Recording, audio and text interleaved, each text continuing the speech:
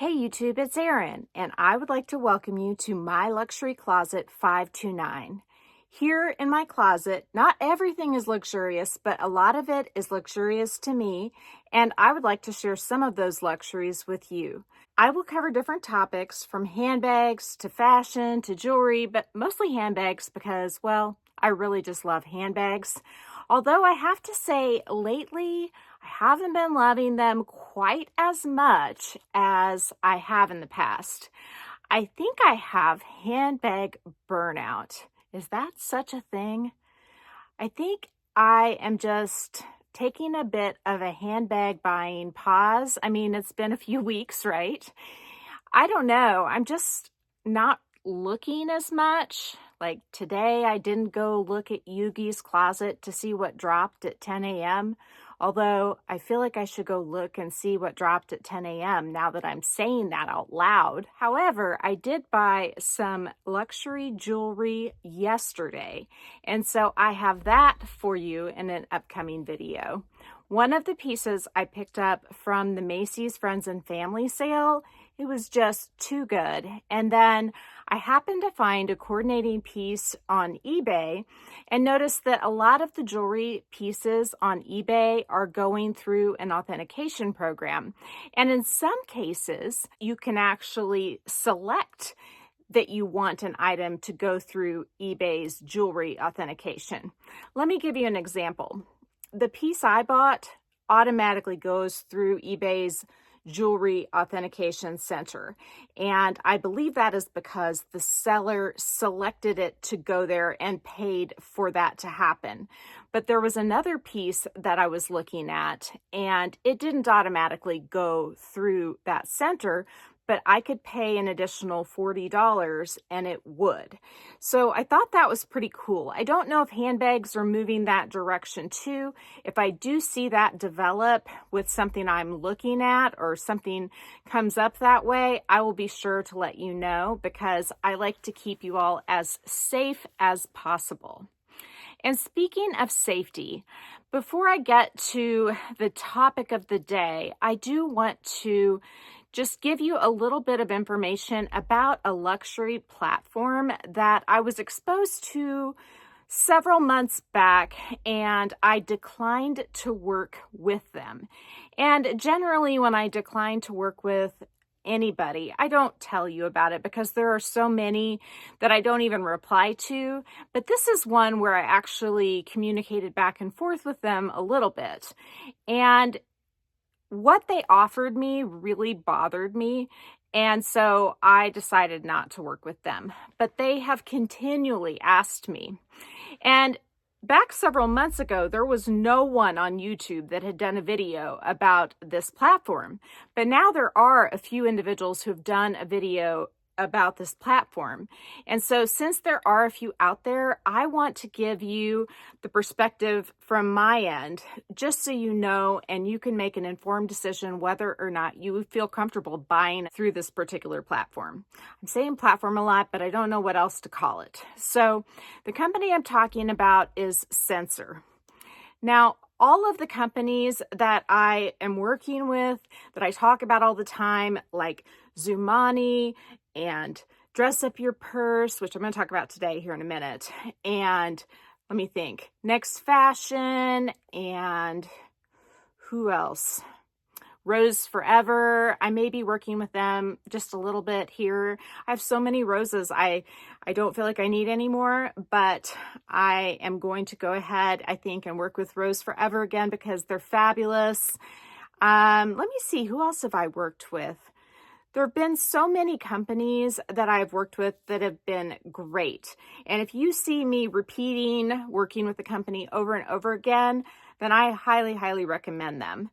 And I think this is the first time I've ever came out and directly said, you know, beware, but I feel very compelled to do so because of what they said to me. And that is that they told me that they would give me a site credit. Now, the site credit wasn't a huge amount. I can't even remember for sure what it was. I think it might have been $150 or $300. I don't remember which one of those it was, or if it was somewhere in between on the Censor platform. And then they talked about maybe paying me, I think, a fee to talk about their platform on my channel. But the thing that bothered me, and both of those other things are normal, for a company to offer me a certain amount of money to spend on their platform, that's totally normal. To pay me a fee in conjunction with that, or to not pay me a fee, is also normal depending on the amount of goods. Also, an affiliate code, and sometimes my codes are affiliate and sometimes they're not. If I'm paid a fee, I put in the video that it is sponsored. And so those are ways you can know, I guess, how I'm compensated. Like with Dress Up Your Purse, for example, I'm not paid a cash amount for any of my videos, but if you do use my code, I get a percentage of the sale. And so that's an affiliate code. Now, Censor, I don't remember what their payment structure was exactly. I know they offered me the free credit for their platform. The other two areas, I'm not sure what they did. And I negotiated with them a little bit to see if they would give me a little bit more of a credit, because I thought if they give me a little bit more of a credit, then I could buy a Marc Jacobs bag and I could show that to you. So it must have been less than $300. I think it was closer to the $150. And they weren't able to do that, and that was fine.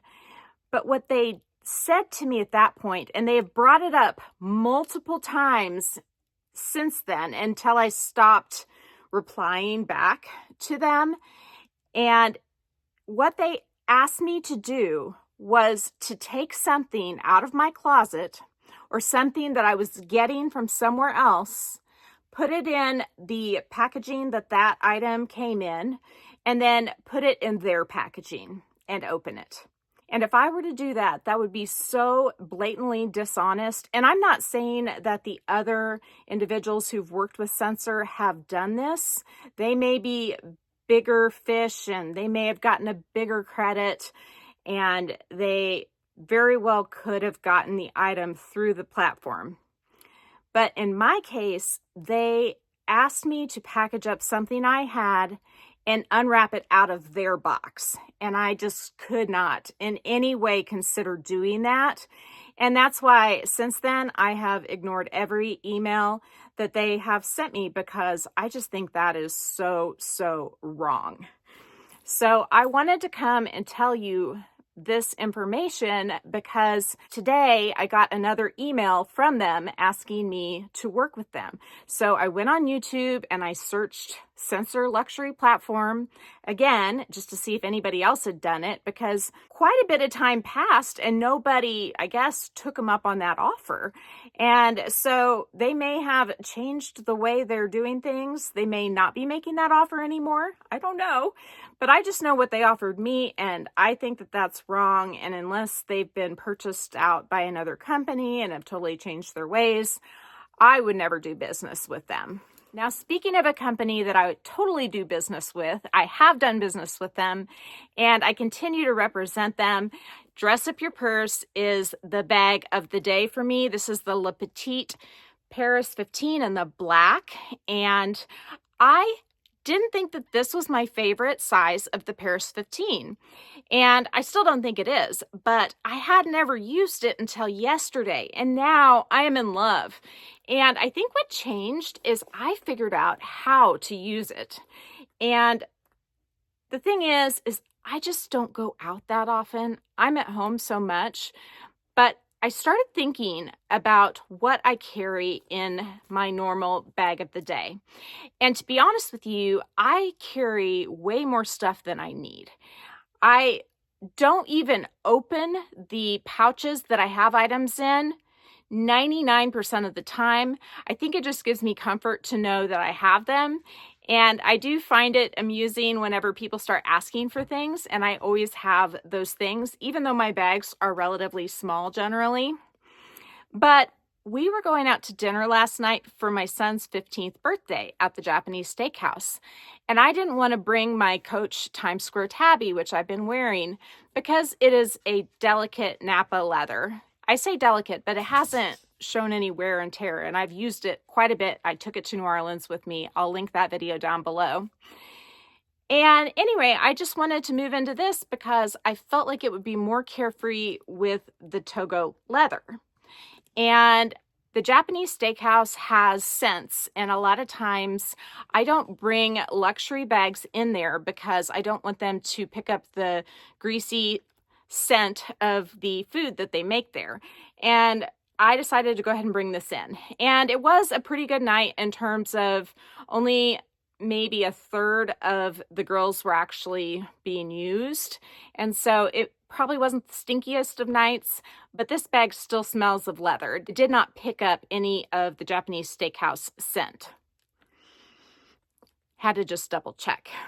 But what I realized as I was unpacking my Times Square tabby and putting the items in here is that if I eliminate just a couple of things, I have plenty of room inside of this bag for everything. And my phone will fit inside too. And I've got the 16 Pro Max, so a big one. And it is so much more comfortable to have this bag on my lap at a restaurant than the Times Square tabby or any of my other small to medium sized bags. The Times Square tabby is definitely small.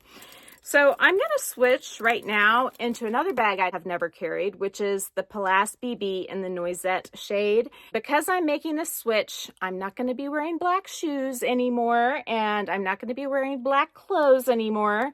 And so I went ahead and pulled out an old tank top that I haven't worn much that has a little bit of a burgundy strip through the neckline as well as some cream, and then I've got denim on the bottom, and then I have a David Yurman ring in a dark garnet shade, and I just am loving this pairing. So I'm going to show you what I took out of my Times Square tabby to fit so nicely into this bag, and then I'm going to put those items as well as everything in there in here. So what I took out of the Times Square tabby were these two pouches. Now this is the mini M case by Dress Up Your Purse, and inside of it I just have a tampon and I have a handbag hook. A handbag hook could have been nice at the restaurant, although with the La Petite size, it just fit really well in my lap. So let's get into this real quick.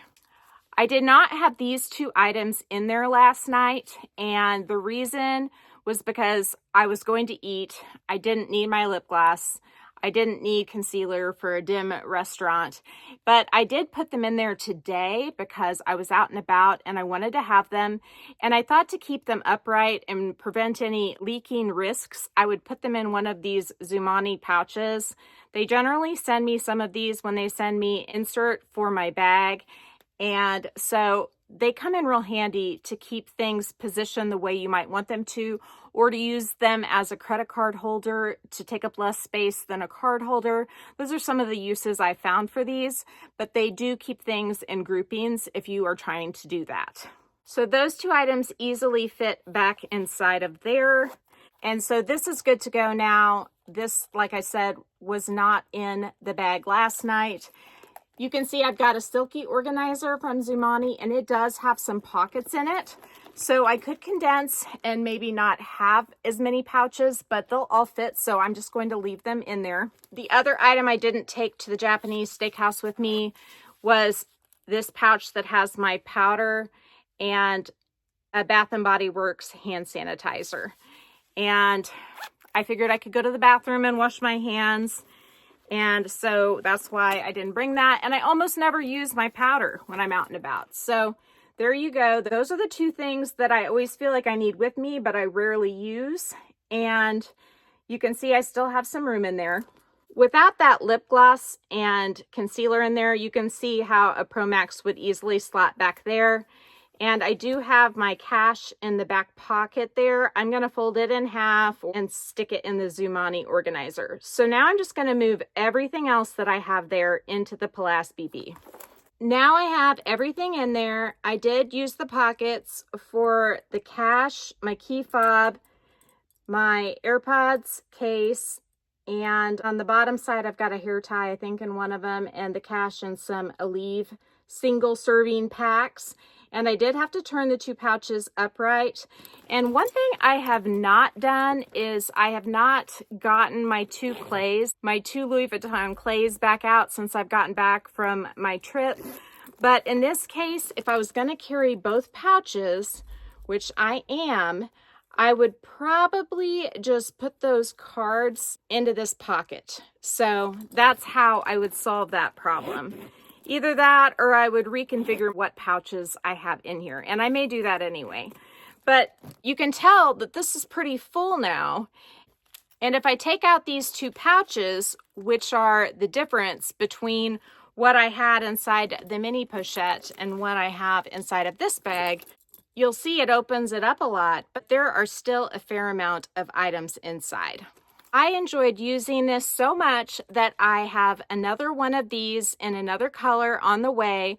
And so that is saying something, because things don't hang around in my closet if I don't love using them.